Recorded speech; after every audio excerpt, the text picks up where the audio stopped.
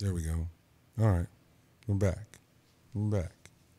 That's that's the reset. Who said, do we reset? A little hum. Let's do it, y'all. It's the Meet the Break podcast. I am Monty Draper. I am LG. Lex B-U-B. And it's good to be back. Shout out to everybody, the viewership, YouTube, Spotify, Apple Podcast, Stitcher, Google Play, Simplecast. Thank you, everybody. Remember to subscribe to the YouTube channel. It's Monty Draper, but then within the Monty Draper YouTube channel is the Meet the Break podcast playlist. Salute to Lex Bub for keeping us lit and everybody for commenting. But fuck y'all for the Kimbo Slice comments, though. Like that's the, see, careful what you ask for. Tune into the show, watch our YouTube page, and then you start seeing, oh yeah, this shit tight, but this nigga look like Kimbo Slice, man. Fuck y'all. No, that's love, man. And Kimbo. That shit, I don't know, man. It's just dope, man. Watch, like, engaging with people, like, virtually, like, you don't feel bound by shit. You know what I'm saying? So I want to continue to extend congrats to the viewership. I had a really dope experience. I was listening to Bill Burr and Joe Rogan talk about expansion and how organic it has to be in order for it to be real, you know? And so, That was a great talk. Yeah, Bill Burr was saluting Joe on his deal, and he's just like, yeah, man, but we ain't never promoted this shit. I ain't never paid for no marketing. We just came and did it. And I talked to my dope ass friends, and that's and people did this. And I was like, man, ain't that a trip? So then Instead of podcasting, is a sharing experience. it's a sharing experience. So then I got the videos for us up like Thursday, like last minute, or Friday. But Thursday, I dropped Sunday morning, the visual for Sunday morning. And Which is a beautiful video. thank you, man. See, I was Sorry, going to interrupt you just to give you, everybody props on that, but that was a really amazing man, video. salute to Sal, Jaime, by the Broken Arrow, an incredible young director from Richmond, Paige Ricks, who starred in the video, but is a director herself and a photographer herself. Amazing. Bruno and Renee at Church House, thank you. Dave brought the whips out. He let me push the Chevelle, the convertible Chevelle, and was like, it was just love, man. So salute to everybody that came out for the visual. SK on the mix and master for that song, sounds beautiful. But the video didn't have any PR set up for it, and was like, damn, was like, man, it's gonna be a waste, because just get tired of shit getting lost in the algorithm. And I'm listening to Joe and Bill Burr talk about just it being organic and fuck paying for marketing, right? And the homie hit me. He was like, bro, you see this shit? And I was like, nah. He's just showing me like how much it was organically being shared by people.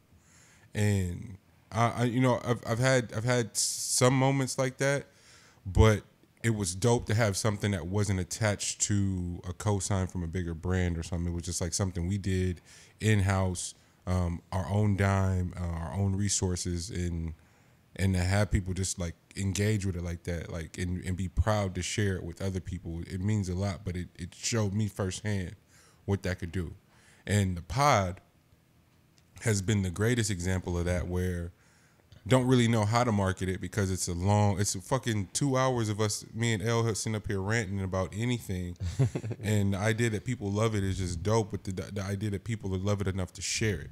So again, without the listenership, without the viewership, without Lex and everything he does on the production side, what would it be other than me and my cousin sitting up here shooting the shit? So thank you guys for continuing to lock in with the show. And excited to see where it goes from here, because we're not gonna stop. Fellas, talk to me though. How y'all feeling? I feel like Maki's having like a shroom moment. Nah, kids stress dogs the fuck out. Like kids stress dogs, especially little dogs that aren't used to kids. Yeah. And kind of are the kid in a sense. I get why big dogs can kind of like figure it out quick, because they're like, if I don't figure it out, my owner will probably like get rid of me if I have to choose between Life is on the line here. Yeah. So I 100% get that whole dynamic. We had our nieces stayed the whole weekend. Whew. Anybody want birth control? Kids would do it. Now, you know what?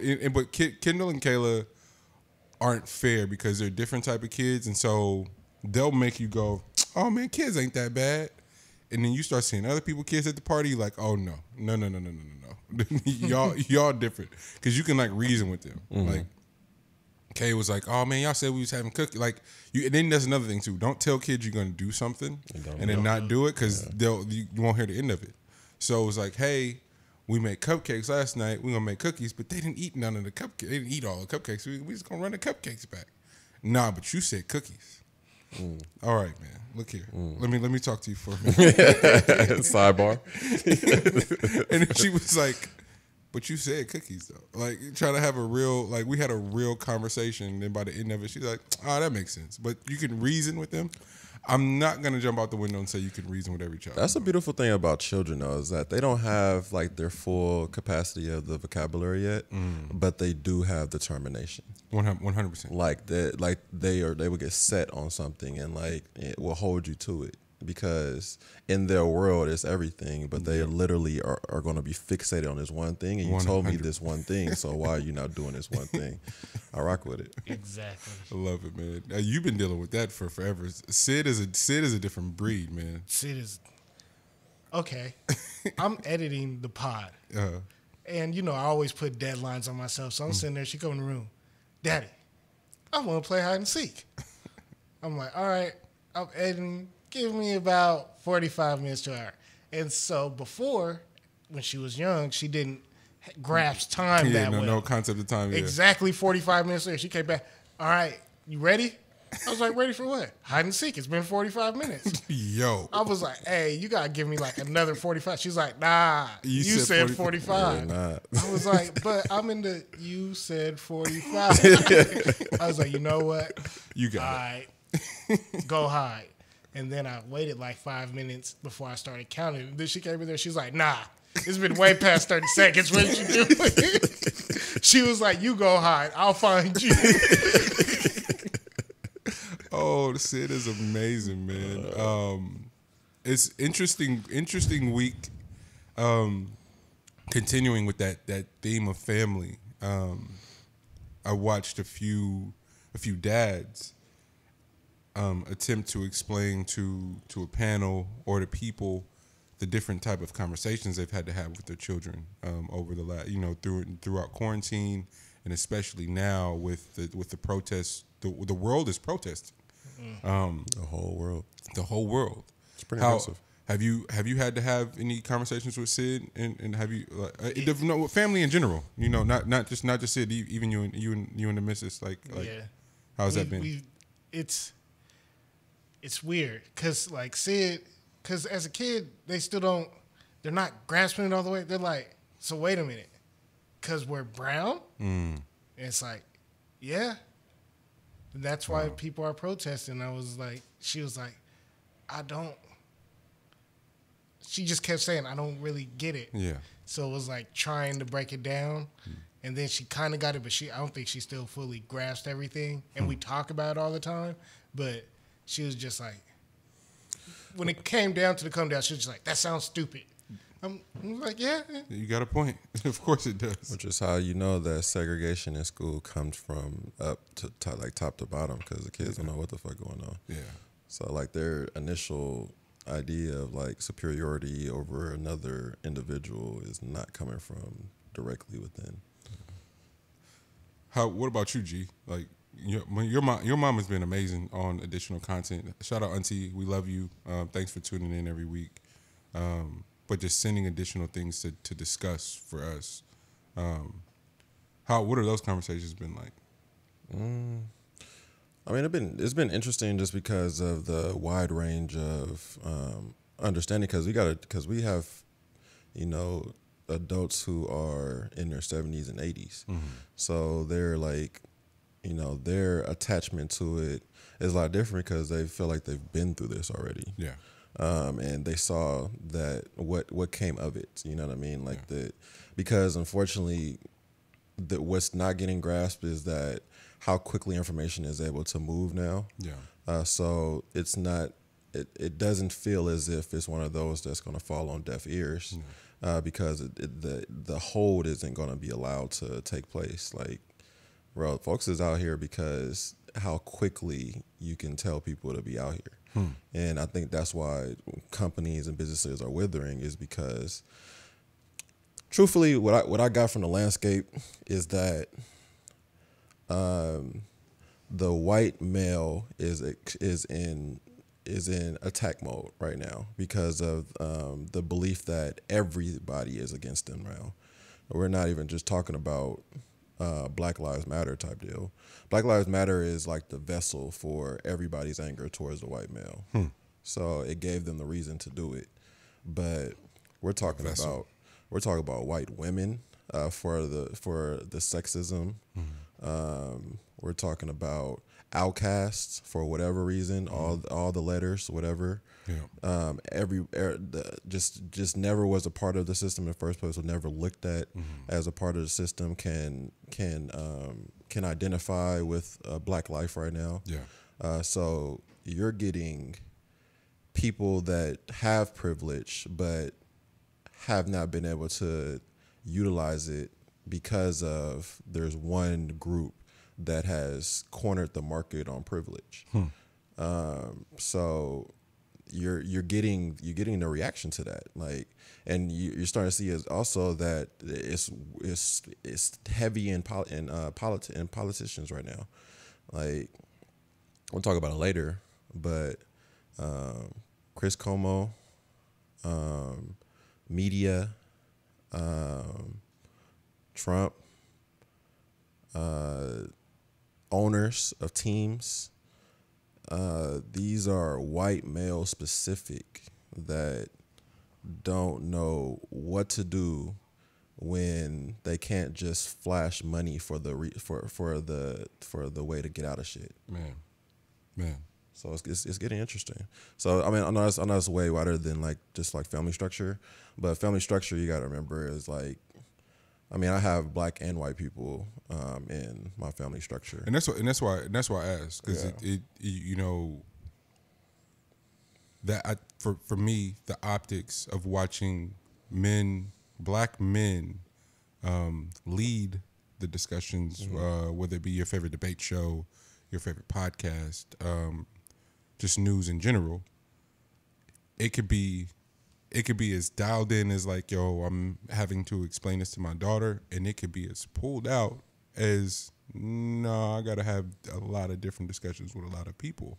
And that is a discussion I was having with a group of friends just a few nights ago, and that was my, like, the wide range, the different fluidity that I have to maneuver with in order to either to explain it to my nieces, if they so ask, or doubt or pulled out as far as like workspaces are tense, are being impacted now, and there's still people are still attempting to earn right now, you know, still attempting to navigate those spaces, you know. So that was my reason for asking. So thank you. That was the perfect balance. That makes sense, because in my family structure, I for sure have the oppressed, and then I have like the privileged. And trying to talk to the privileged about and being underneath the same roof, or like as far as like being at holiday dinners, or just out and about or whatever, and these things never ever being understood is always interesting. Because I would say that like my household growing up on 90th, we were for sure the outcast within the family, whether it's recognized or not. We were the outcast on that side. Because of the way my mom went about things, and the way that she was kind of radical in a way in her beliefs on not having to be so structured and follow a certain status quo.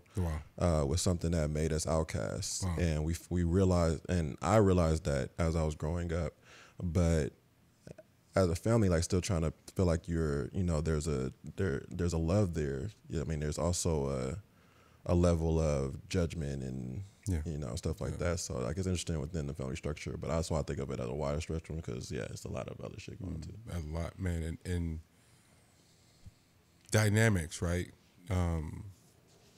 There's navigating workspaces, there's navigating life, there's navigating home, and I believe what we've witnessed firsthand is it's for as much as social media and the internet and how sports and entertainment and in our collective pastimes have adopted this sort of social engagement that's just seemed to shrunk. The world has shrunk for sure.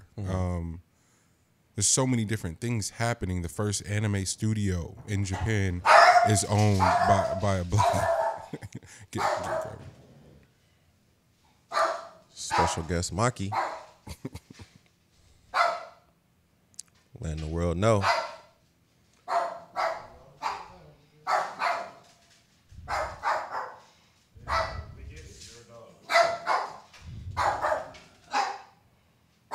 Hey, come on, chill.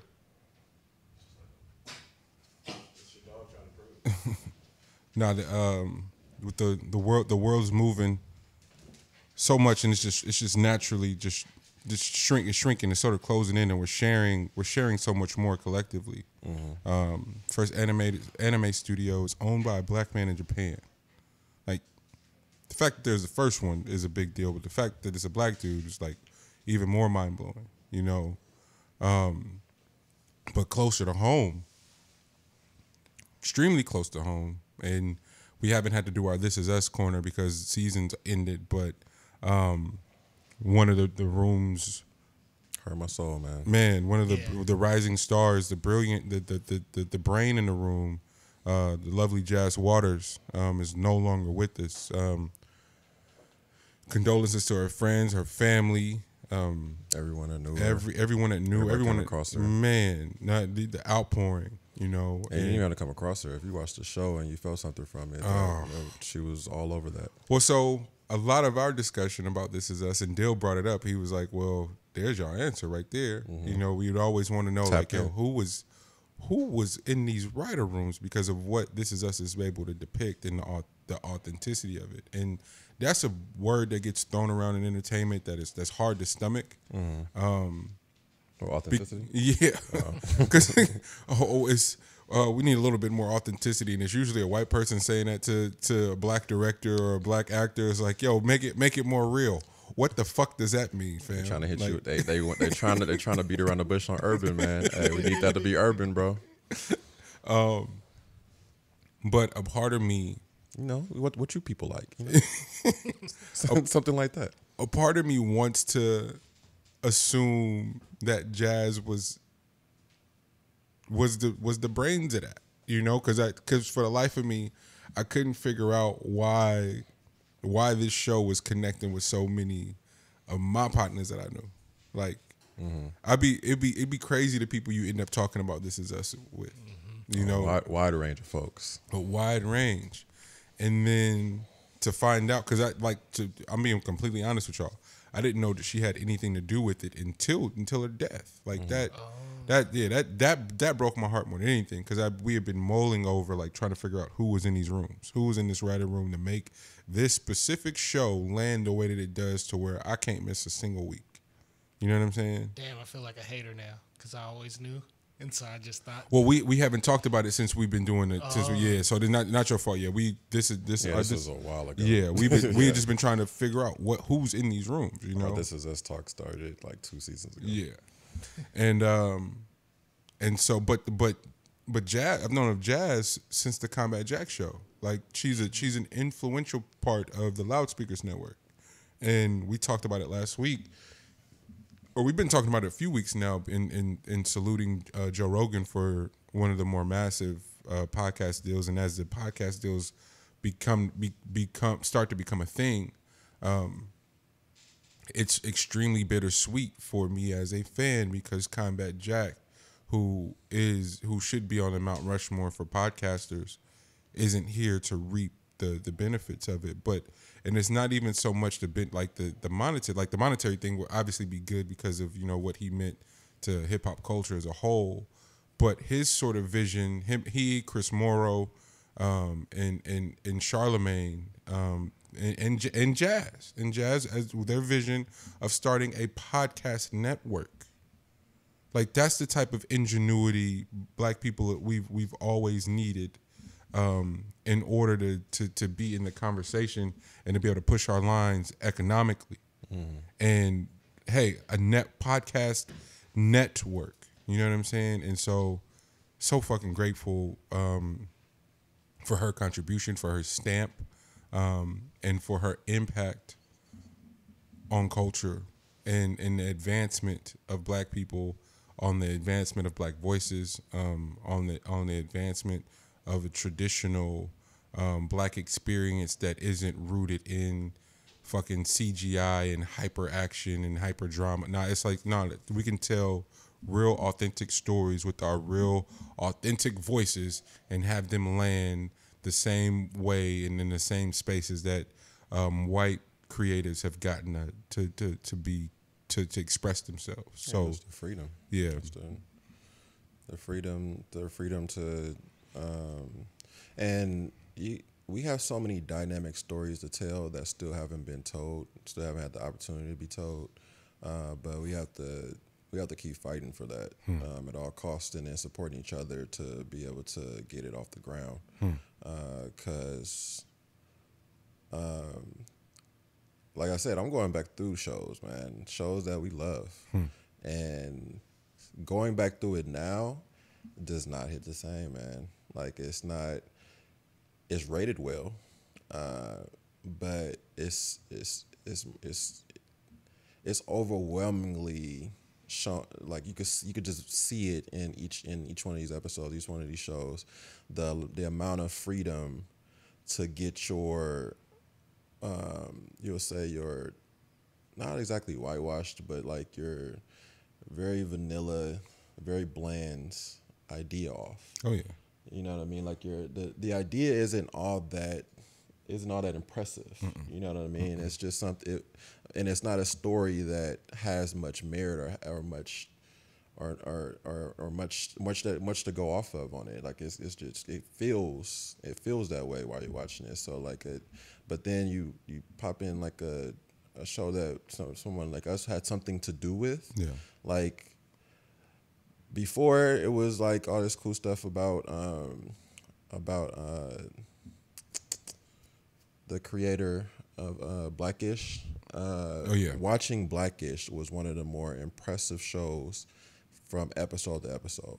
It's probably one of the more impressive 26 minutes of show that you can actually watch on how much information is actually presented and put on the table. Yeah.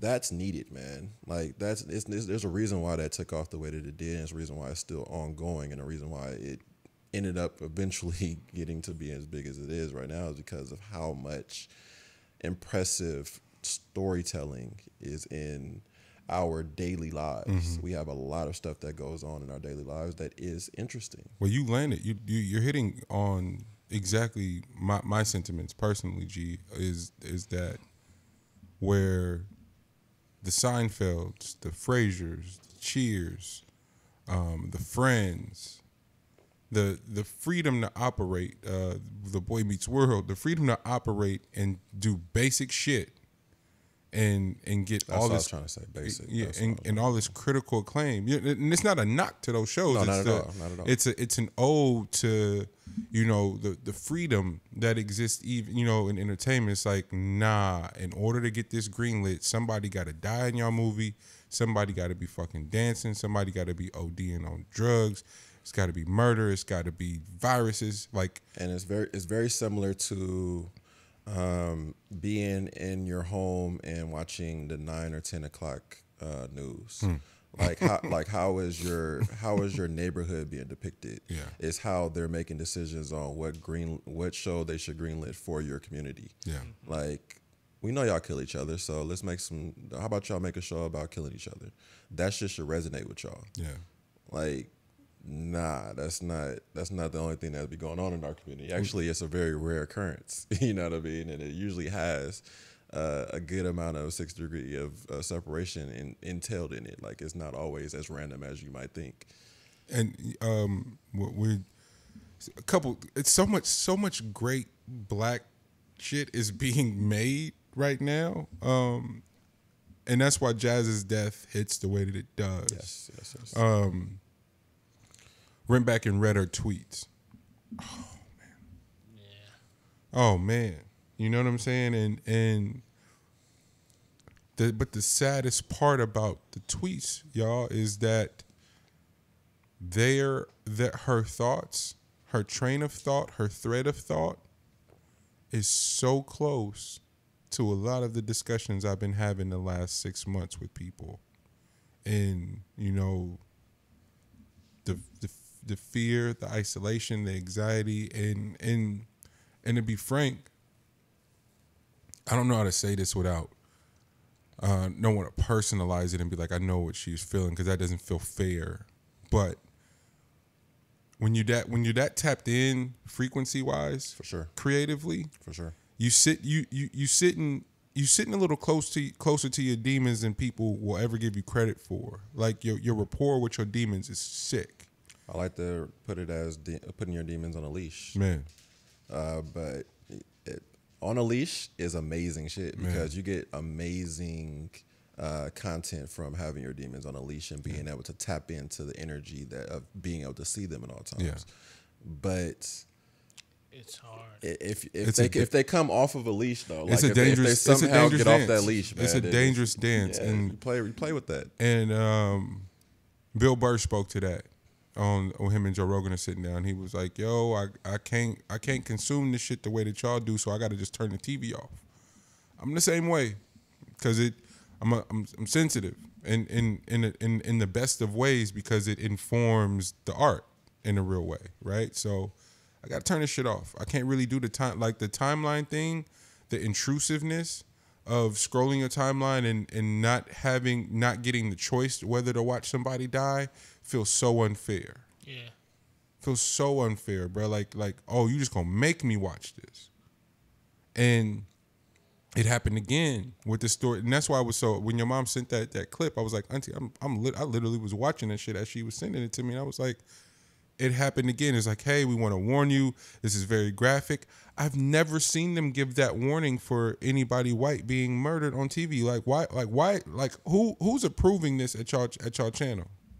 Who deems this okay? And then the opposite argument is, hey, well, we need to bring awareness to it. The awareness of watching. That's not awareness. That's trauma and torture. And repurposing evil for fear and how that will suppress the simplest of the day-to-day things for kids that seen that shit. Victorville, a man was lynched in present day, like actual, like hanging from a tree. Two people. Recently. 2 people. Was that Victorville in like Pomona or something like that? Like, yeah, I forgot that one. Yeah. Forgive me.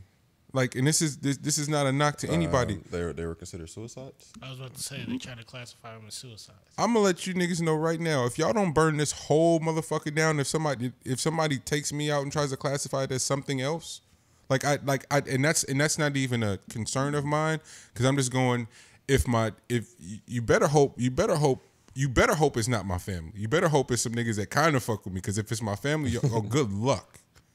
You know what I'm saying? Mm-hmm. Like, but to keep repurposing that, like, who's gaining anything from this? And it was so much to talk about. But Dave Chapelle. Before that, okay. On the jazz thing, there was a lot. I did see it from Charlemagne too, because they were close, but. The checking on like your strong friend type deal. Also recognizing that even through checkups, there really isn't much that, and I hate to make it as hopeless as that possibly can be, but there isn't really much that can actually be done when people are committed. Yeah. You know what I mean? Like I put that into that's a crazy word. Committed. I put that into a whole nother category because I had to go through it, and I'm like, bro, like it's a commitment that you're making, and when you're as tapped in, like you got to understand how a person is if they're actually tapped in, like you said, the frequencies, and they're seeing the world completely different than people that are choosing to distract themselves. You know what I mean? Like they're not here for they have literally spent they made it a continuous deal on their end to create awareness to everyone to somehow get some piece of their level of tapped in. But that doesn't mean that they're able to save them from themselves. You know what I mean? And it doesn't mean that somebody else, when you're tapped in, it doesn't mean that somebody else is going to be able to help you out through that process. Like, you can try to give me all the psychiatrists, psychologists that you can possibly find that's well trained and has all these tricks and can talk up to all that stuff. And if I'm tapped in, there's nothing that you can tell me that makes anything that I already know any better. Any of those feelings any better. And I hate that it comes across as it's helpless. No, it's a thing within self of just like knowing what you're going to be committed to doing. If you're committed to continuing on and figuring it out from there, then that's what you're going to do. If it does get to that dark space where the commitment changes, then there is a very small piece of time that no one had. Yeah, the very small window that anybody can save. That no one can save you in that small window. Yeah. There is not one individual in this world that can save you in that small window. You just have to hopefully you get past that little window, but there's nothing that somebody can do in that small window, and I just hate that it comes across that way on a platform. But I am somebody that can actually speak on this, so that's the only thing. So that's why. Yeah, man.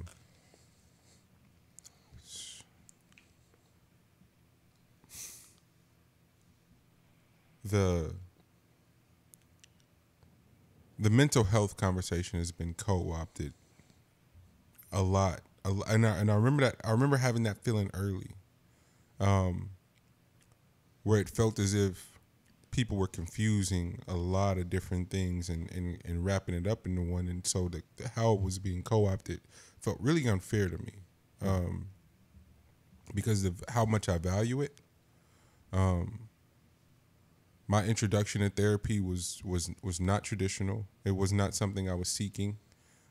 It was not even from somebody I was seeking it from, is the other part too. Because it always, for me, the concept of it needing to be somebody black, if I ever even thought about it, was so far from my mind that I just ended up on somebody's couch and was like, God damn, I feel good. It's like, oh nigga, you're in therapy right now. Like, no, it just happened so organically.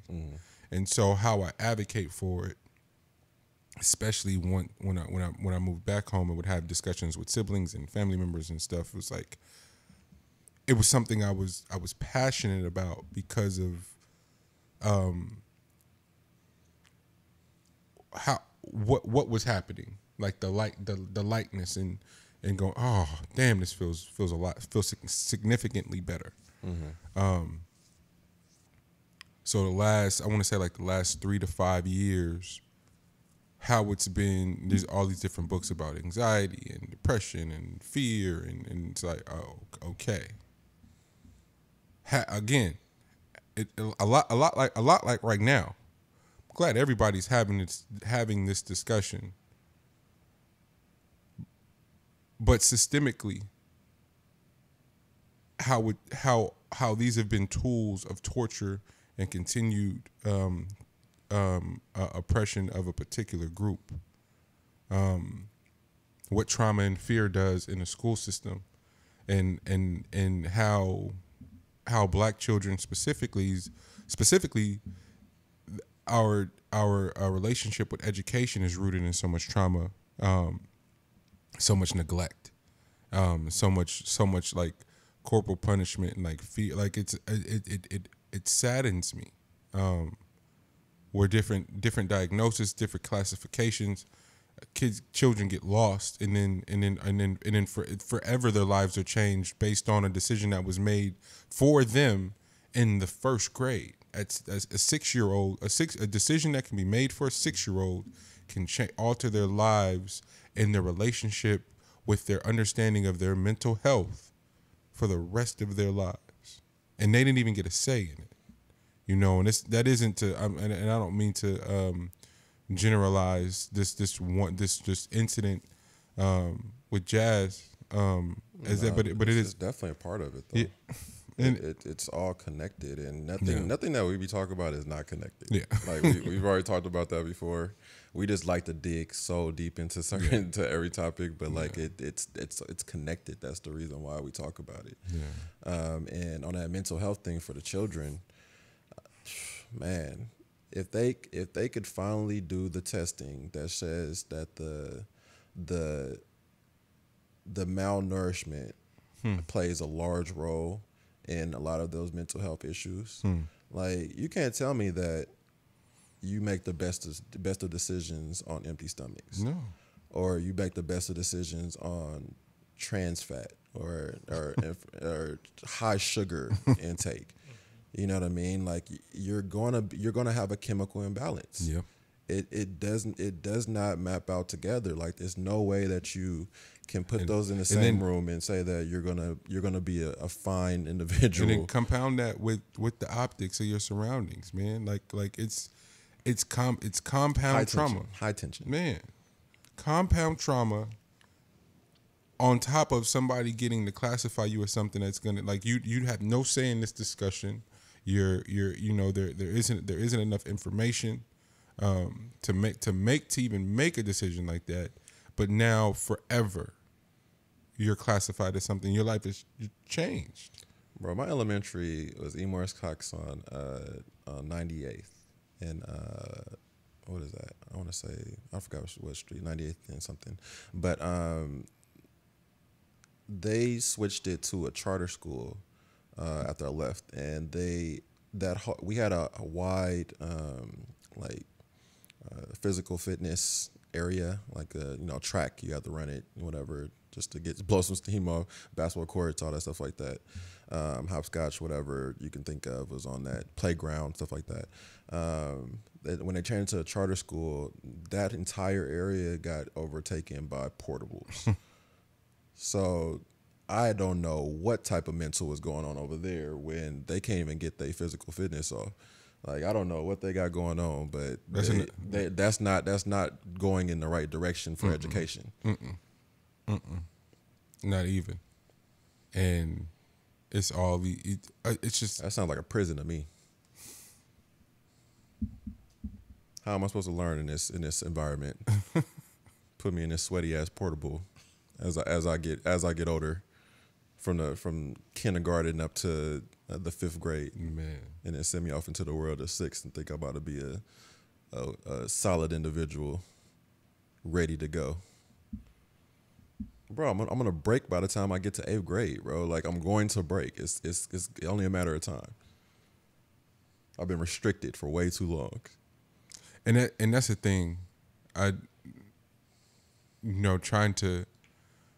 God bless my white friends, man. They're trying so hard, and I think I'm being patient. I think I am. But fight the good fight, man.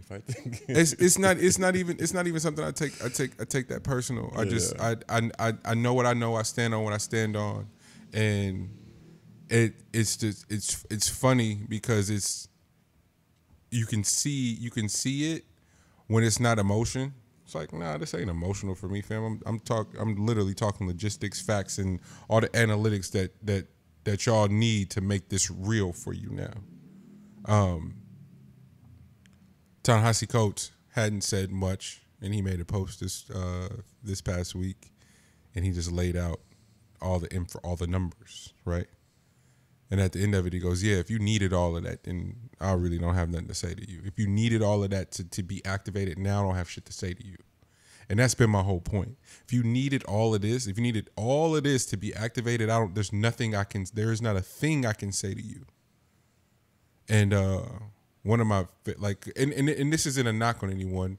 This is how it goes. Mm-hmm. So agencies are like, oh man, I'm gonna challenge you to be the best you. Fam, my whole fucking life is a challenge. Do you think there's anything you can do for me that's gonna push me to dig deeper? I'm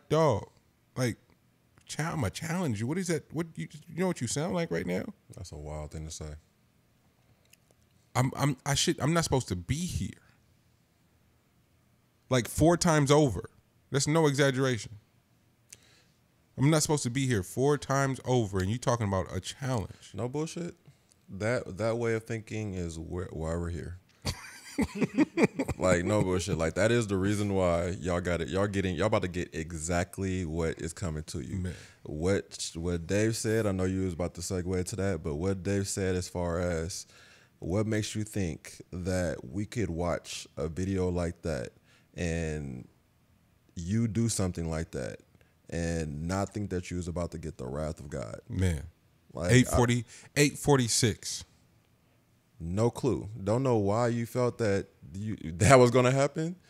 And you thought you was going to get that off and it was going to be sweet, though. So back to what Monty's talking about, I'm going to challenge you. What the fuck makes you think that this group is listening to a challenge? Like, the level of challenge that we have received left and right. We are the most conditioned group that you will come across ever on this soil. We are the most conditioned group that you're going to come across.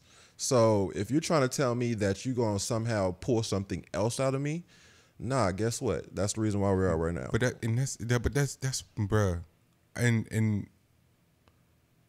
which is why I'm trying to tell people to be self-start yourself, because which is cool, because in this time, I know it sucked that that I think it was I forgot who it was. I think it was Neo that said that he sacrificed for my kids or whatever. He said it, that was an ignorant statement to say it that type of way, but it was in a way a sacrifice because there was so many people that was asleep. Yeah. So the awakeness now is so important. Yeah. The people that were already awake are the reason why they're not talking right now. Yeah. There is nothing to say. We have been in action mode forever. Yeah. You know what I mean? But we needed everybody else to wake up. That's important. So if unfortunately we had to lose somebody while the world was shut down in order to get people awake, in order to fight for us, even if it's for your own agenda, then shit. By all means, that's a part of war, in my book, because I've been ready for war. So I'm just glad that there's some people that's trying to be on the front line real quick. Man, for as much time as y'all plan on being on the front line, do that shit. I don't care how long it is. It could be a day, for all I care. Yeah, I've been here, so the more it stretches out, the better, because we need calculated frenzies all over the place. Yeah. Like, start a fire over there, and then while that's going on, go somewhere else and go do some other shit. And we keep bouncing back, and you tune in, so you know what type of time we on. But the idea that the conversation can keep landing back at economics,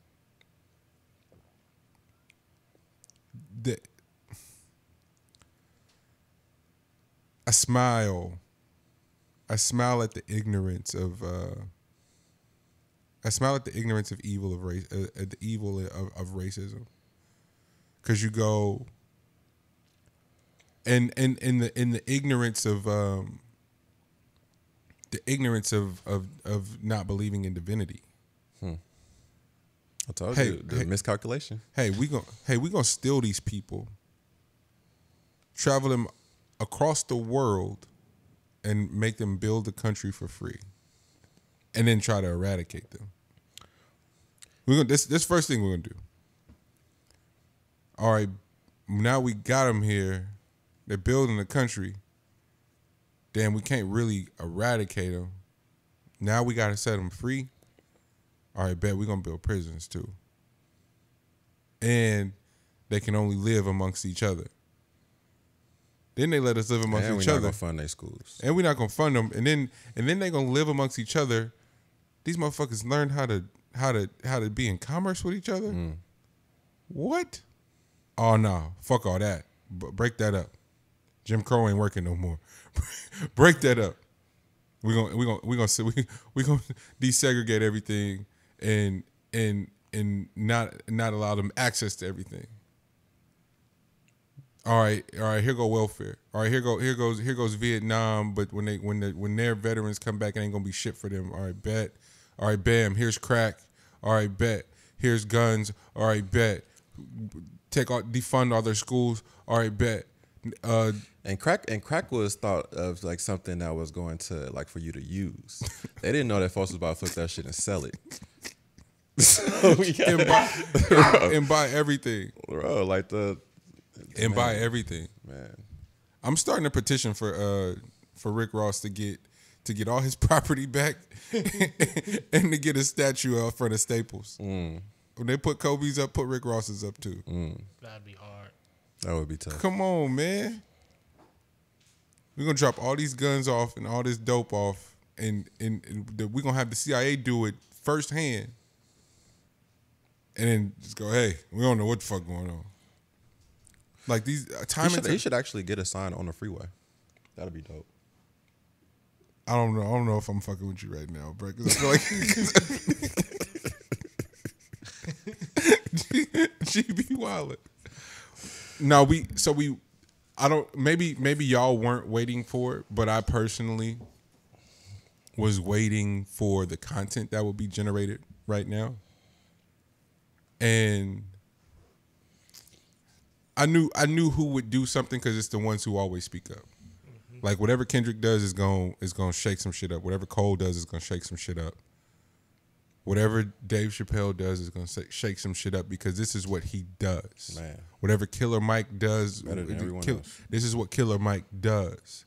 So no offense to anybody that's dropping the videos that they shot at the protest these last few weeks, but this ain't what you niggas do for real. Because you ain't been on this type of time, so it don't land the same. The only person that figured that out to do it tastefully was Lil Baby. Lil Baby. Because he stands for something. He's a part of it. He stands for something. Yeah. And then for him to go, yeah, I know my own music has contributed to the cause of furthering some of these notions. So I'm on a different type of time now. So his sense of awareness just puts him in a whole different class than the rest of you niggas. That's just what it is. Most definitely. But Dave has been operating on a whole different. Dave walked away from 50 of them things, bro. Mm-hmm. In the name of standing for something. Mm-hmm. It's not a lot. I don't know many people that would go 50. Yeah, I'm out. It ain't worth my soul. Name your price. Can you name your price? He can. You got 50 right there? 50? You got 50 in that bag right there? and so he gives us 846. So before we get to the content of 846, mm-hmm. Can we talk about the business of 846? Bro. I just want to talk about the business. That's the first thing that hit me, man. So y'all my niggas for real. So y'all had the same thought. Because how it popped up on my phone was like, you just gonna commandeer a whole night? That's what we doing? You just gonna commandeer a whole night.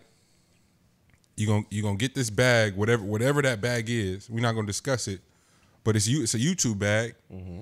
And then watch. I just want everybody to watch. That's gonna leave YouTube and be somewhere else in a little bit. You watch and see. Be able to do the first show since quarantine. Man. Show in front of people like that was interesting too. Like understanding history, you know what I mean? Like he that's one of the better people that understand history as a total, like as a whole, because he's able to weave through the entire timeline and connect them all. Like that's Dave's specialty. Yeah. Which he did in 846 too, but just to know that, like, to figure out a way to be able to do a show in front of people was impressive. Yeah. And get it cleared. I had a whole, I don't know, it was something so moving about, let me back up. Maybe 2 years ago, maybe 3 years ago now, a video of Richard Pryor doing stand-up in Berkeley during like the height of the Panthers was some of the most chilling shit I've ever seen, because it's just his stream of consciousness. Mm-hmm. So there isn't this overt attempt to try to be funny. He's just up there talking. It's kind of like Kanye's Pinocchio story. No, seriously. Yeah, shit. It was that uncomfortable. And so then there's some little like awkward moments of laughter, but there's literally nothing to laugh at the whole time he's up there talking. And I'm like, damn, this is a fascinating style of art. Some backstory to that. Apparently when he came here up, because he had gone to LA, had gotten trapped in the whole trying to be like Bill Cosby thing, and had his Dave moment. It was like, I'm getting the fuck out of here. The only place he could think to go was come north because of the movement that was happening in Oakland. He's like, yo, I needed to be close to that. And so a lot of his imagery and the militancy he would shift to in terms of just rebellion and just what he stood for First Amendment wise, and just telling telling a specific story, was built here. And I've had several friends get lucky enough to catch Dave at one of his pop-up nights, whether it be in the city, whether it be in New York. I think he was doing it a lot in Seattle too. Yeah, you just pop in because his favorite places to work: San Francisco, Seattle, and New York. Yeah, done San Francisco a lot. And so a few friends have been lucky enough to see that shit, and just like, nah, fam, just be up there talking. Like, it don't even be no jokes. He just be shooting the shit. So that night, open for Jay-Elect, who shows up and gets on stage and talk. Him and Jay-Elect were on stage till 3 that night. No, nobody know that shit. Most amazing thing to witness, just somebody just shooting the shit. So watching this, a few times I felt like bro was on the verge of like tears for real. No, yeah. Yeah. That was anger. Yeah. Which is completely justified. But it was even more powerful that it was coming from a comedian that set up a comedy special to get his shit off. And I think it connected with people that way because the reason that you tuned in initially was to laugh. And bruh chin checked you. He gave you a verbal chin check. For whoever that did not understand, but it's from their favorite nigga though. That's what I mean. How the hell does he keep doing that? He keep going at like him doubling down on his transgender shit. It's like, I don't care. Cancel culture. One of the better jokes. Cancel culture to put together. Cancel culture don't apply to me because I walked away from 50 before. What the fuck you think I'm gonna do now? See what I'm saying? See, and then a nigga you can't control. You can't control. And so to I don't mean to sidebar, but Teen and Nana hadn't watched The Shop before, and I was like, damn, really? And it was Nana's idea, so she just started watching random episodes. It's like, damn, this is really, really dope. The conversations that they're having. Mm-hmm. Got to one of the early episodes, the one with Jamie Foxx, 2 Chainz, Gerard. That room was packed that day. It was it's a lot of people in there. Mm-hmm. But Jamie's whole point was like, and I commended him for saying it. And I remember him saying it, but I forgot of it. It means so much more now. Jamie's whole point was like the comfort of the new money of the 90s made it to where they weren't willing to fuck their bag up. It was all new money. No entertainers, no people of color had access to that much money before, so they were way less willing to go fuck out of here, because they were coming on the tail end of the civil rights movement and it looked clean unscathed. You know, racism wasn't as in their face; they're kind of detached from it, so they got to have that whole "I'm not black, I'm OJ" type shit. You know, Fast forward to us. Fuck you mean?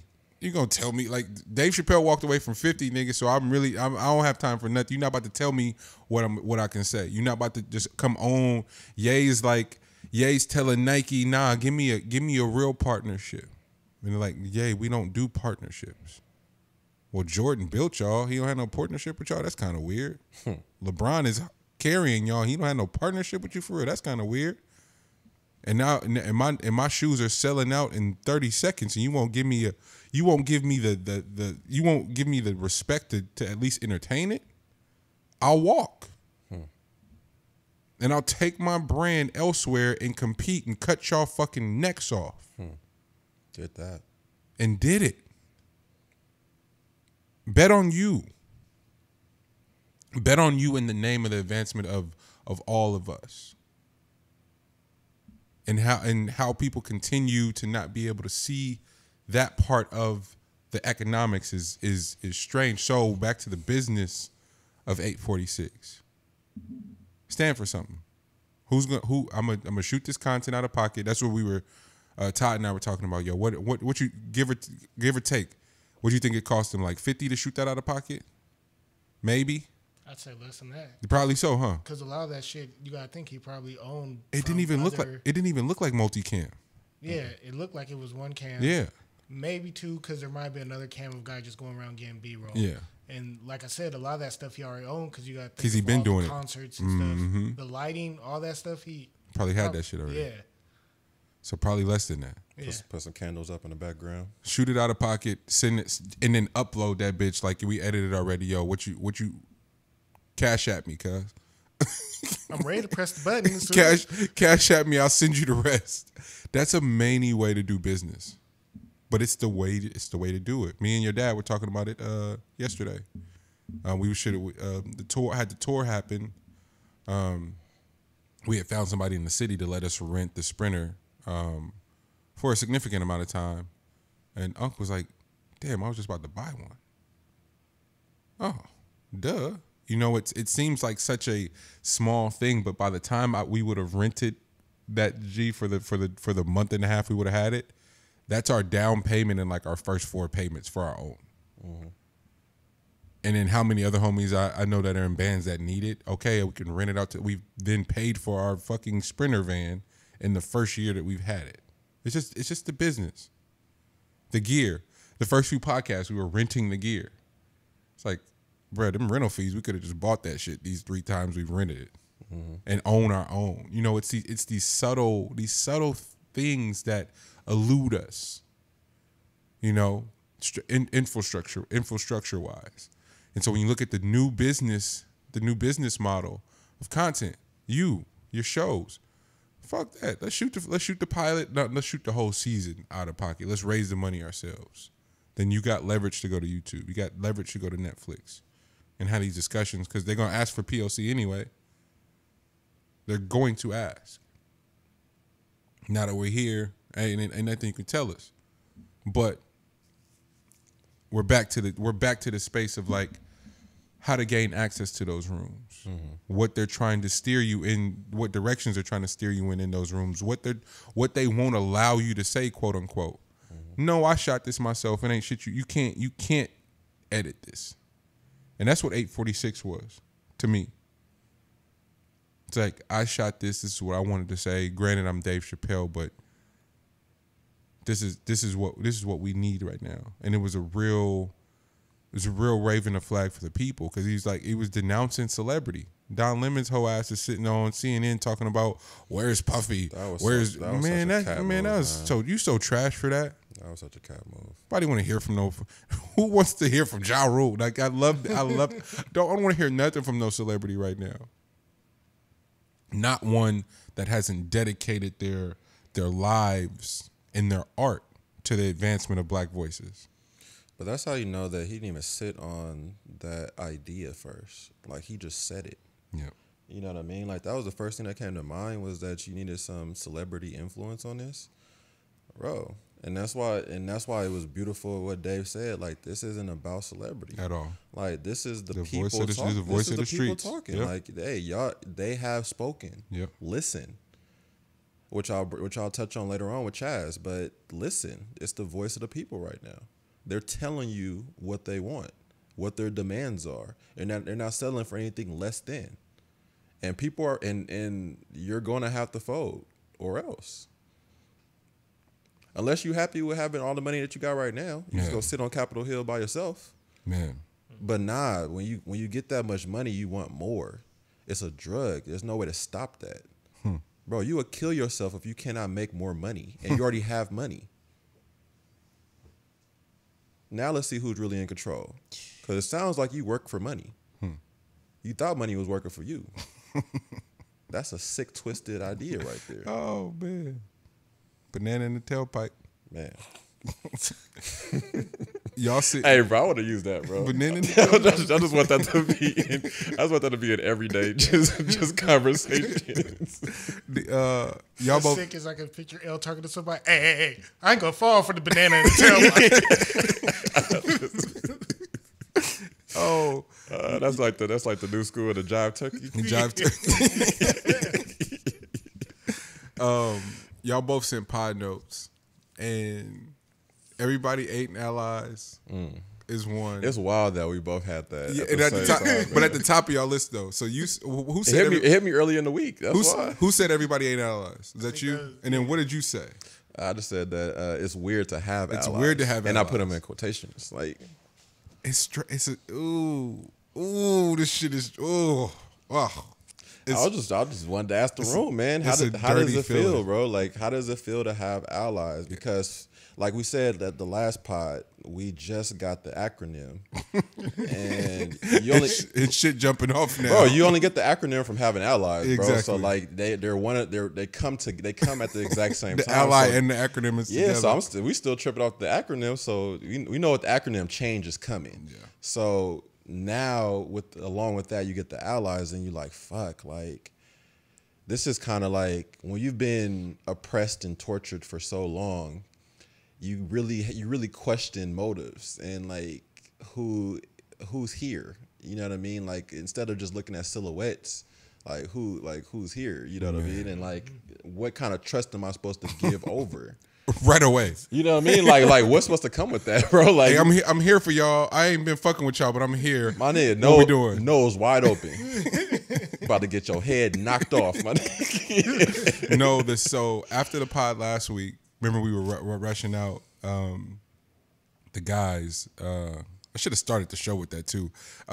If y'all tuning in late, and I'll try to do a drop at the front and like re-edit it, but the Grand National guys will be joining me today for a special episode.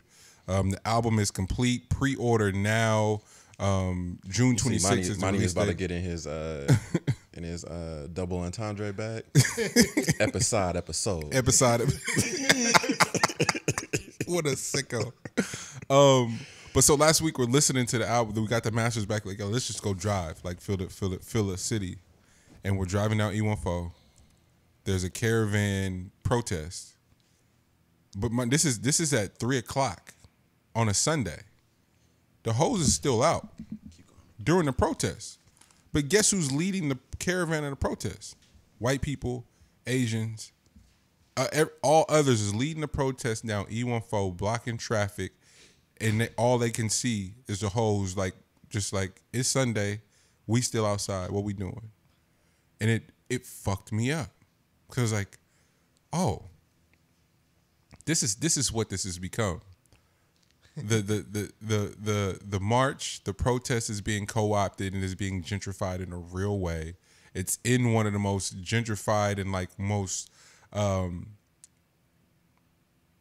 economics wise, like class wise, the Bay Area is disgusting. Silicon Valley's here. Tech is this is the Wild Wild West for tech.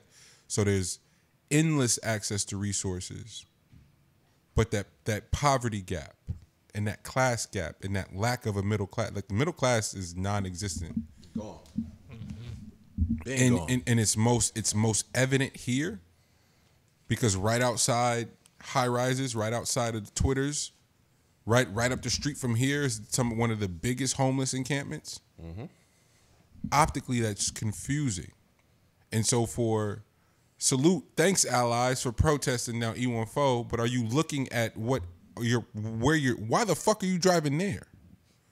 Take that shit to Piedmont. Take that shit to Castro Valley. What are you here for? What? You gonna drive down preaching to the choir, Black Lives Matter? Fam, we know. San Mateo. Danville. Go fuck Danville up, boy. Go to San Ramon, man. What are you doing here? They can't even get into Danville. Bro, Danville is blocked off right now. Yeah, they had police. That's probably like the make Disney a bubble. delivery. The police pulled me over just to ask, like, hey, where you going? Mm-hmm. I was like, you see this big ass truck that I'm in? This ain't my car. It got a whole company on the side. Bro, this the goofiest shit in the world, bro. And it's so confusing because they're so gung ho. Hey, let me know what you need. You have a nice day and you be safe out there. If another white person tell me to be safe, beloved. I'm high. Oh, hearing a white person say beloved. Hey, beloved, you good? Like, don't ask me, am I good? Like, damn. Fuck out of here. No, y'all seen that. The fact that both of y'all had that at the top of y'all notes this week was impressive. Yeah, nah, you know, I'm the no new friend guy. So like the idea of folks becoming allies to your cause or whatever is, I mean, I appreciate them, like I said, being out there on the front line and doing the work that's necessary right now. But as a black man, black person, I would be very careful being on those front lines with allies. Yeah. Because best believe once the shit go down, they are targeting your ass. That shit going right past you, right past them. Yeah. But I would definitely appreciate it though. I definitely appreciate it, and I'm trying to get better. That's what I said. I'm trying to be patient and off, you know, just and this is off on a tangent because this ain't nobody trying to hear none of this shit anyway. But there are people that are genuinely here for the learning and the application. That's important. That's important. And so I don't want to shit on everybody like that. That don't feel fair. So no, it's not a shit on it. And it's what we've been asking for too. For sure. To keep it a buck, because we can do all the fighting we can do, but the real advancement is had where the economics are. And I've been really on women who identify as other, who only show up for women of color when they need them. The LGBTQ community like only showing up when it's for them. So to see everybody showing up the same time has been dope. And so I don't want to then take them showing up and shit on them showing up. So not yeah. Well, but part of my thought on this is that I would like to see folks be allies despite my lack of trust in it. Yeah. Yep. You know what I mean? Yep. Like that's a whole nother level of allyship on my part, is that I'm saying that I don't trust it. Yeah.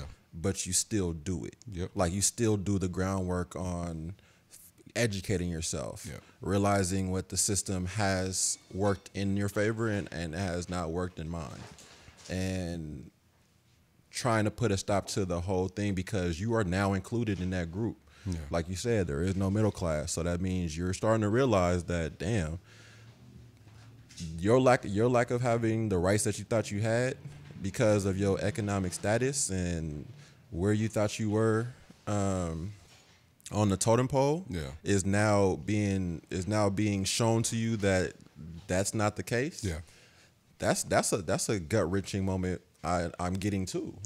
I get that that's a gut wrenching moment for you. Facts. So when you see that intensity and it's the BLM. There's a lot of going into that. Like the level of passion in that BLM, boy, it's a fresh awakening, man. You just got to it. I appreciate you for it. Let's get it. Facts. So thank you, allies.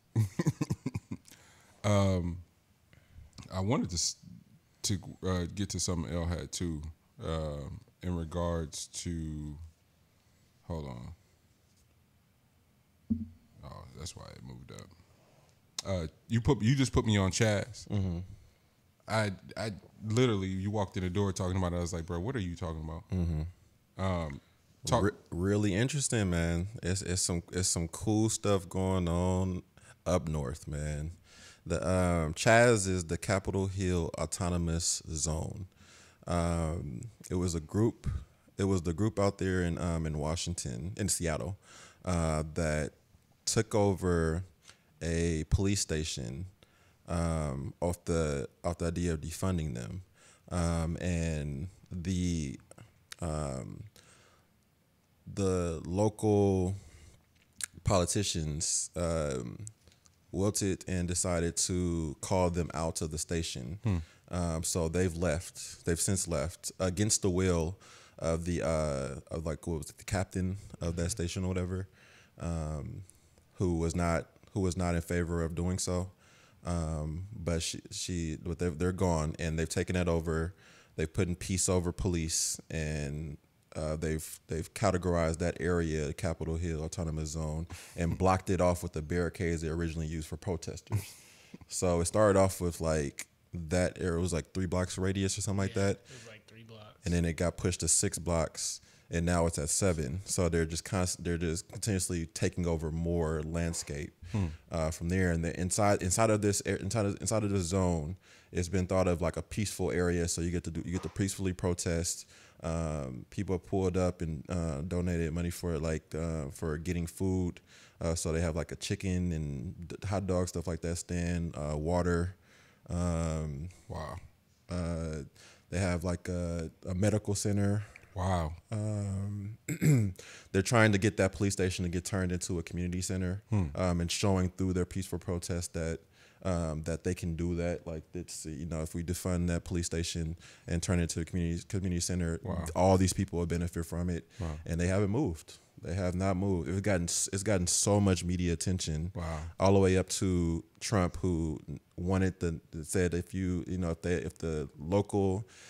the city is not do something about it, then he's gonna have to step in, and come with force, of course. And the mayor responded, white lady, fuck with her, man. Her name is you gotta give her a shout out for just the position she took. Is Mayor Jenny Durkin.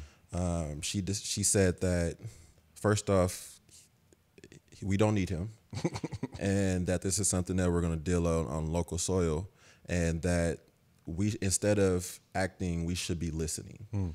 And we say something. No, and she was also talking about how if he comes in with force, that's just going to drive more people towards something that we don't want in the city. Exactly.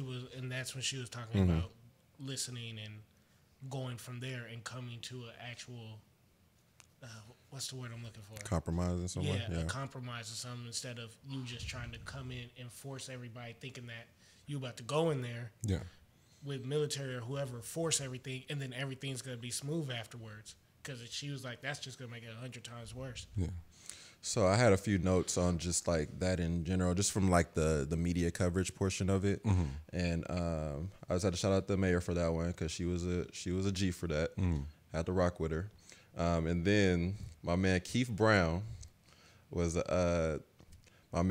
of the gate guards, because they have like they have people guarding the dividers or whatever, with guns and stuff like that. But my man was out there. Said he quit his electrician job to become a gate guard, and my man that was out there with the Gucci belt strap on the gun. On the gun, bro. Like, hey man, I was like, bro, you get a shout out, my man. Hey, shout out Keith. Shout out Keith, keeping it fly. Keith was ready, man. I gotta fuck with it. And then another thing that was really interesting, man, was Chris Cuomo talking to the mayor, and he said something. Once again, like I said, white male fragility, but white men in general really believe that this is an all-out attack from everyone on them, and it shows up in the words that they use. But he said, it caught my attention, that the protesters, what they're doing, for one, is not going to fly if they're just going to surround it around race. Yeah. And he said that it's going to be needed that it changes to race and. So it has to be race and something else in order for is the best way to get people up top to listen. Yeah. I found that very interesting. That he said people up top to listen, you would have to make the conversation race and, because it sounds a lot like when somebody says all lives matter. Yeah. It's the exact same lingo, language. You know what I mean? You talk to specific people, and I'll talk about later too, as far as Trump, how he talks to specific people when he puts out this hate speech. The race and statement meant a lot to me because they can't even wrap their brains around, first and foremost, that there is a race issue. Yeah. You know what I mean? Like, it doesn't matter what they don't see a race issue because they are the white male. Yeah. They believe themselves to be up top. So if they're going to listen, they need to hear what else. What else are you thinking about besides the race part? Because there's always been a race issue in their book. So why are we talking about race? That's always been a thing. Yeah. What else do you guys want? Yeah. I'm rolling. And that's why the race, it triggers a lot of emotions for people. All right, bet. Let's just talk economics. Let's just talk money. Let's talk education. You know, like just building in general. What those hurdles, what those loopholes look like, why those APRs are different in different neighborhoods for different people, why they're even accessible to different people, the grants, the tax breaks, the different breaks that exist for these companies that are building all over the city. Like let's talk about, like, we can have a discussion about that, and then within there, you can unpack the race element if you want to, but if you want to just talk economics, let's just talk business, baby. That's what I'm here for. Yeah, I think a lot like how the Rooney Rule is. Like the reason why people got so mad about the Rooney Rule and the Rooney Rule still doesn't work is because they believe that you have to designate a position for a black person. So therefore, it wouldn't be the most qualified person. It's just the fact that their race came into play, and then they have to have a position. Fuck out of here. Let's just talk resume. That part. All right, can you just talk resume? Can you not just? Can you? If as simple as Cat. Where's your man Trubisky up in Chicago? It's several starting quarterbacks that's laughable. Where you just throwing out wins at that point. Nigga, how long did Andy Dalton have a job? Come on, man. My man started for like 9 years, bro, and didn't do shit. Come on. So you throwing away wins, you throwing away potential to win. The whole league is moving towards this style of play. Your MVP your regular season MVP last year, your Super Bowl MVP is a running threat. The niggas you would have tried to make receivers a couple years ago. The MVP and your Super Bowl MVP. What are we talking about? So now you exposed. My bad. What was the Trump thing? Oh yeah, the Trump thing was just the once again my man is at it with those beans and water. Once again he's back at it with like the marketing ploy. So Trump's marketing ploy, and what he's always done is he's engaged people through hate speech and through targeting a race that definitely is a hot topic, a hot button. So for him to initially set up that his rally on Juneteenth in Tulsa, that nigga's a sicko, bro. On Juneteenth in Tulsa, Oklahoma. Sicko. His hate rally on Juneteenth. In Tulsa, Oklahoma. So in Tulsa. Yeah, he didn't give a fuck. Oh, he's sick. No, but listen to how cold this psyche is though. Is that he never really intended to carry out the rally on that day. So you could have just ignored bruh. If you just ignored bruh, he would have done what he was about to do anyway. So now he's got to do it. No, he moved it to the day after everybody talked about it, but you got to understand you gave him free press. Yeah. So he was able to take advantage of free press for 3-4 days and talk to his base, like rile his base up, because his base just listened to us dog him for 3-4 days. So they fired up, ready to go. And then he moved it to the next day. So he got what he needed out of it. What's up? Y'all trying to go to Tulsa? Fuck it, let's go. Let's just go. Try to pull up. Let's just pull up. What's up, man? I had them white folks would be shook. Man. If we get hella niggas, what's up, bro? Can we start that right now? Like, hey, funds for our Tulsa trip. Like, at the day after Juneteenth, we're going to turn up here and then be in fucking Tulsa. Like, what's happening? Hey, I ain't mad at it. And we're a pod in the middle of that shit. Y'all think I'm playing. I'm dead ass serious. Hey, I'm with it, bro. I'm ready I'll be ready for I that. didn't wait. This nigga, he announced it to be on Juneteenth and then was like, we going to the original Black Wall Street to do it. Yep. Right on this land is where, like, yo. Bro, you gotta understand, like they wrote Black Lives Matter on the street that he gotta look outside his window at. Whenever he's never at the White House, so like whenever he is at the White House, then he has to see that. But it don't even matter that he's not there. He knows it's there. Oh, he for sure knows, bro. They made it large enough. That's circulating over there. They know that he turned the lights out and hid. We know all that shit. Like that's all aware. That was his response to that. Is that when we said that he hid. Oh, that was another thing that happened too, because when he made that comment on CHAZ, the leader of that area, was like, "This is peaceful, and we don't need you here, and defund the police, and go back to your bunker." all in the line, bro. Like that's how the rest of the world, that's how the rest of the U.S. is looking at this, bro. Like it's turning into something. It's definitely morphing into something that's interesting. Now, my last thing on CHAZ though is the only thing about it is that, for one, it's just not sustainable. And the only reason why it's not sustainable is because and it has nothing to do with them coming back to take back over the area. It's about when we become autonomous or whatever, and everything is peaceful initially. Yeah. But eventually, folks are going to want to lead that shit. Yeah. And trying to figure out who wants to lead a movement when you leave it up to just random people doing this shit, bro, that shit turns into some other, like, it's very similar to like the Stanford experiment. Like, leave us alone and tell us that we have a job to do and we get to do whatever we want with it. And then we gotta side with the people that how many people in here got guns? All right, bet. Y'all go with me.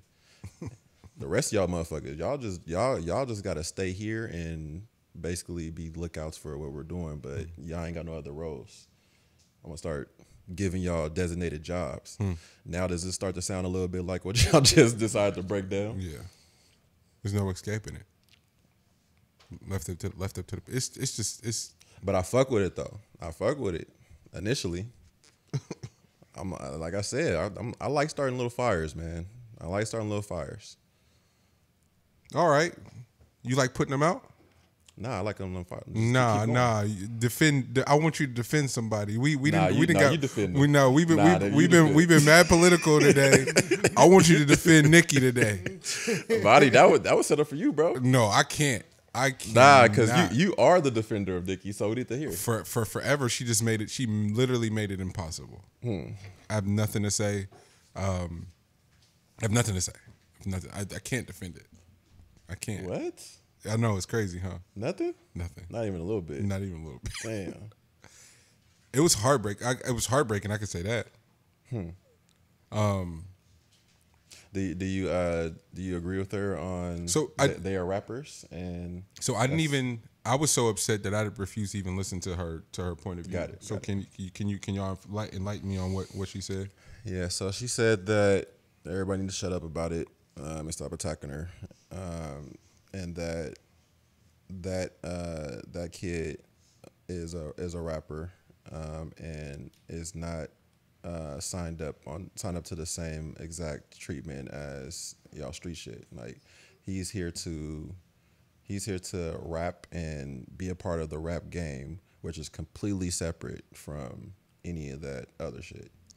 So therefore, that gave her the green light to therefore work with another rapper and make some money from it. So, thank you for that. For sure. And that just made it even worse. Terrible. I don't. So she's right, partially. Where she's dramatically wrong is how many black lives specifically were ruined in that whole predicament.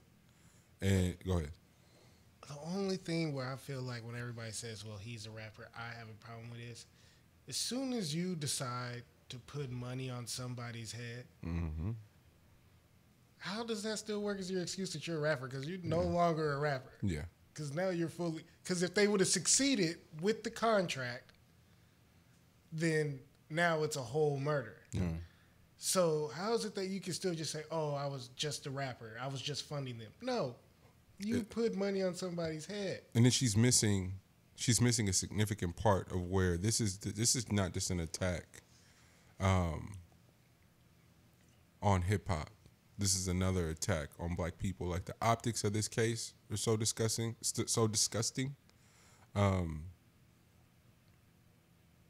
When you look at what they were indicted for, how they were indicted, and how the federal system is set up. You can take someone who's guilty with evidence of murder for hire, attempted murder for hire, robbery for hire, like all these different things that he's on tape doing, and then go, "Oh, I'm gonna tell on everybody that I hired to do it, so I can go free." Just so happens that those people that they told on happens to be one of the most notorious black gangs in New York. So so this is what we want to do, and no one stepped in. A couple people got life sentences. Few others are doing 25. Doing some. We talking about some serious numbers here, and this nigga just got to go walk, and then come back and infiltrate and monetize off a culture that he single-handedly is like siphoning. And to not think that there isn't some Jewish man in the office sitting behind him like just raking in the dough. You two being in business with this kid is disgusting. It's sick. Instagram allowing him to get his shit off and continuing to ruin, like it's just disgusting. It is. So, Nick, damn, that one hurts. Because you said it. Every step of the way, I've been trying to figure out angles how to defend it. I ain't got nothing. You was like, look at it. I know I can find it if I just. Nah, I got just in the fine print somewhere. I've got nothing. Enough of that stupid shit though. Can we talk about this bubble? Man, this Disney bubble is getting weirder and weirder by the day. That is a wild story. I was waiting for. I figured it would be somebody from one of the teams that were on the bubble. That were on the bubble. I wanted it to be somebody else to go, ain't nobody playing no fucking basketball right now, man. Dame tried. Dame made a genuine effort. But the closer and closer they got, it's like, who gives a shit? Seriously. Salute to Lou Will, and his statement was so powerful. Y'all don't need no, we don't need no distraction right now. Real things are happening. You want to unplug and go in your house and drink a beer and watch us play? Come on. What are we talking about? There's a lot of we give the NBA, and it's just so it's just because of how egregious the business practices of the NFL are with the non-guaranteed contracts and all that shit. So it makes the NFL an easier target. Yeah. Where the NFL is just more willing to, like, the NFL is like, yo, if that's where the money is, we'll do whatever the fuck y'all want. Like, they are no longer in the business of like trying to turn quarterbacks into wide receivers no more. Because Patrick Mahomes works. Lamar Jackson is working right now. Deshaun Watson is working. Dak Prescott is working. Jameis, when he's not throwing the ball to the other team, is kind of okay, you know? So they're like, all right, we can see it. So the NFL is just going where the money is. The NBA are the liberals that operate Silicon Valley, where they pretending to be allies, but I like Adam Silver, don't get me wrong. Adam Silver's great. Adam Silver's great. He is the best of like the bad situation. Yeah. Like you don't get better than that bad situation. Like it's just it's business at the end of the day. Exactly. Like they got these TV contracts that they got to justify and figure out how to get some type of product back up and running. And I get the hands tied. So I wouldn't even put that on Adam Silver. Yeah. I think Adam Silver is doing an amazing job from his position. Yeah. what's gonna be tough and what's making it very interesting is, I mean, the people that's speaking out about it is gonna be like the folks that don't really have like the chance in it, in like the games or whatever. But that's why I thought Lou saying something was big, because they got a real chance of winning. Lose big. But I think that even if there was a way to push it more, you know what I mean, like to push it further back, even if it starts to mess up what they are planning is for next year, because this is just different circumstances. So I don't think they really have a timeline on needing to start the product back up right now. You know what I mean? Until we get this situation figured out socially, there should be some leeway in when they actually start. Like, nobody's saying start now, bro. Like, they can't even force you to start right now. Yeah, it was a great idea they came up with for like the best of ideas that you could have for this thing. But then you're just trying to put millionaires in a bubble. They don't, they're not trying to hear that shit at all. But at all, not right, and then just not right now. That's all. Yeah, that's all. It's just not right now. Don't need any distractions. Yeah. We've seen what lack of distractions can do for us all. So we need to continue on in that. Yeah, but I do commend the Kyries and all the athletes speaking up right now. Again, back to Dave's point. Who cares what a celebrity has to say? But the celebrities now and the athletes now and the people of influence are doing really good jobs of getting the fuck out of the way of the people who are really doing the work and supporting them, both monetarily and just with their social currency. I'm going, how can I support? I think that's what's been the most beautiful part of this all. Steven Jackson being able to make calls on behalf of everything he's attempting to do on behalf of losing his brother. And all of these people in solidarity with their brothers showing up and going, yo, what you need from us, I think that's, and then for where a lot of people are giving a lot of the allies credit for standing in solidarity. I give a lot of the credit to the black men and women of influence standing in support of the activists who dedicate their lives to it and offering resources and access to different channels that they wouldn't have otherwise, and sort of fast tracking this process. And the lawyer for Ahmaud Arbery getting to use Hov's jet and all little shit like that is what I'm looking at. So that's dope. And the only thing that's gonna come up with that is like what that would do to their pockets, but I don't think that's. To tell you the truth, NBA has some of the deeper pockets that you can have in sports. Yeah. So if the right people get on board, then you might be able to shake some shit, because it's going to come back to the collective bargaining agreement. Yeah. Eventually, because if they don't do it, then the NBA does have the opportunity to tear up the one that they're in right now and restructure it. Yeah.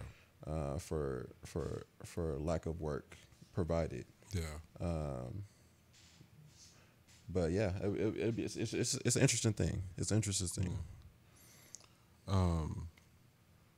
Real quick before we get out of here, you guys had anything else before we go? Yeah, what you thinking? What you mowing over? You good? G, did you have anything?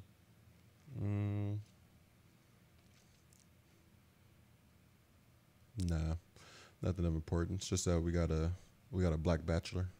Oh, tell me more. First time ever having a black bachelor. We ran back Flavor of Love. That you not counting that? You're right. Wow. My bad. So y'all gonna act like that didn't happen. My bad.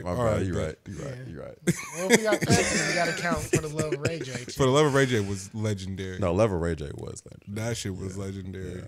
But just run it again. You watching all the older shows now is hitting different.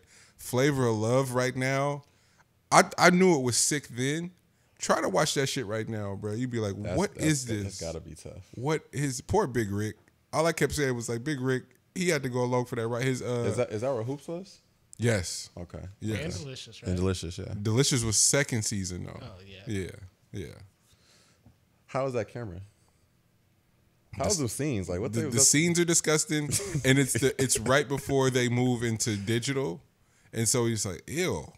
Oh, it's kind of like watching what's the name? Watching Diddy shit. Making a band. Yeah, Making a Band is hard to watch in real time too. But I annually. It's a yearly thing for me watching the Fresh and Ned, the Ness and Freddie P fight. It's the fight heard around the world, man. He goes, Bro, that was great because for Fred, it was on site at all times. At all times. Like, bro, once that shit started, it was not going to stop. Nigga, whenever I see you, bro, but getting Fred, it back into it. Fred sucking his thumb in between rounds is the most like egregious part. It's like, I can't get peace by a nigga sucking his thumb. And Ness lost that fight. I don't care what he says. Ness was getting banked in there. Like, bro, Fred is different, man.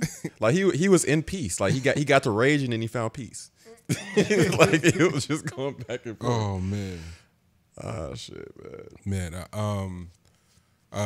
Real quick, thank you everybody again for tuning in. YouTube, subscribe to the page, hit the notifications too, to get alerted. We talked about that at the beginning of the show, but a special edition this week, our normal episode, and then later this week I'll be joined by the squad, Grand National, that is Kevin Allen, Mo Green, Brookfield Deuce, DB, myself.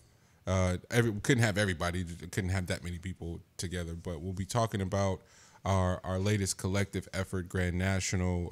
Pre-order is available. That's GRANDNATIONXL. It's crazy. Then you got to sound it out like just like spelling. I hate that shit on air. Like I misspell Monty Draper. Like, yo, tell him where to follow you at Monty MAN. Is it 1 P? Is it 2? Like, nigga, don't be making me spell. Nah. I literally just got the alert. We're number 2 on the pre-orders for iTunes charts, but we just got the alert. We're number 1 for pre-orders on iTunes. Keep running that shit up. If you haven't pre-ordered now, grab it. Grand National on iTunes, and will be available June 26th. Again, June 26th. And shout out to everybody fucking with the pod, man. G, Lex, my brothers, thank y'all. It's been another episode of Meet the Brave. We'll see you next week. Love. yes.